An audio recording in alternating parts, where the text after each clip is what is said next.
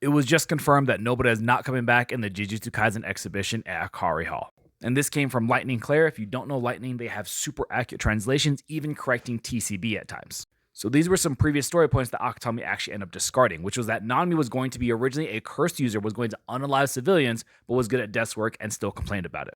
It turns out that even Geta was supposed to be a fake out the entire time, but he actually didn't decide since the beginning that it was going to be Kenjaku. There was a possibility. It was going to be Yuki, the previous Star Plasma vessel.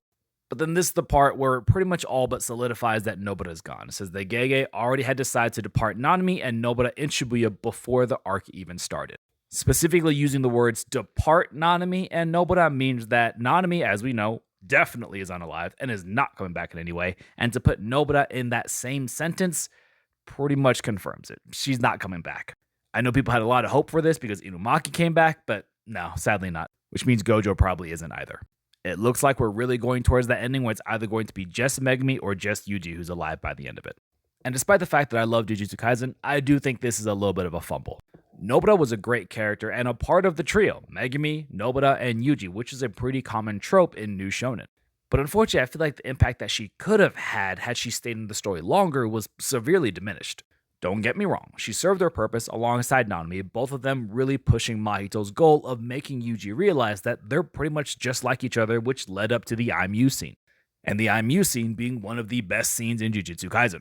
But I feel like we didn't get enough development of Nobara herself. She was really just there for Yuji rather than as her own separate character. And even the backstory that we got, he apparently had decided on a long time ago, but we only got one chapter of her backstory, and that was basically right before she passes away. And considering how we saw her resonance working against Mahito, she would have been a perfect counter against Sukuna with them having the last finger, her being able to put a nail in it, and then attacking Sukuna's soul directly rather than targeting Megumi's at the same time.